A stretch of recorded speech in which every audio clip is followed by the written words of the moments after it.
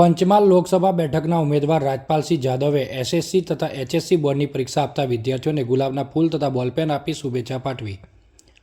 આજથી શરૂ થયેલી એસએસસી તથા એચએસસી બોર્ડની પરીક્ષા આપનારા વિદ્યાર્થીઓને લોકસભા બેઠકના ઉમેદવાર રાજપાલસિંહ જાદવે શુભેચ્છા પાઠવી હતી।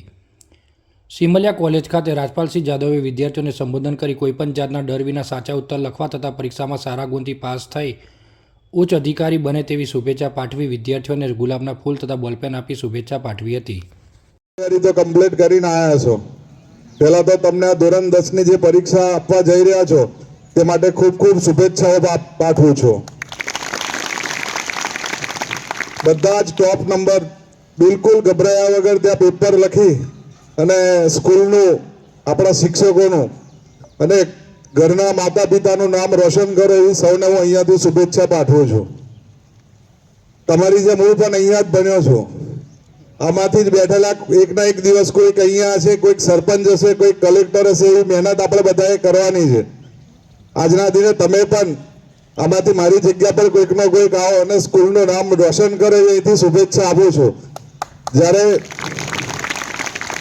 તમે બધા પેપર લખવા જઈ રહ્યા છો ત્યારે ત્યાં જ્યારે તઈ બેઠા હોય ને તો એવું જ લાગે એક દિવસ અમે પણ આવું જ હતું, તમારી જેમ અહીં બેસતા હતા, કોઈક અમને કહે એટલે તઈ બેઠા અંદર પેપર લખવા જઈએ ને તો થોડી ગભરાટ થાય, પણ બિલકુલ ગભરાયા વગર આ સાહેબોનો છે ને આ સ્કૂલમાં તો એવું છે કે બિલકુલ બધા આપણા મિત્ર ભાવ અંદર સ્કૂલમાં પણ શીખવાડીને સારું જ્ઞાન આપણને જે આપ્યું છે પૂરેપૂરો સપોર્ટ કરીને કરે જ છે।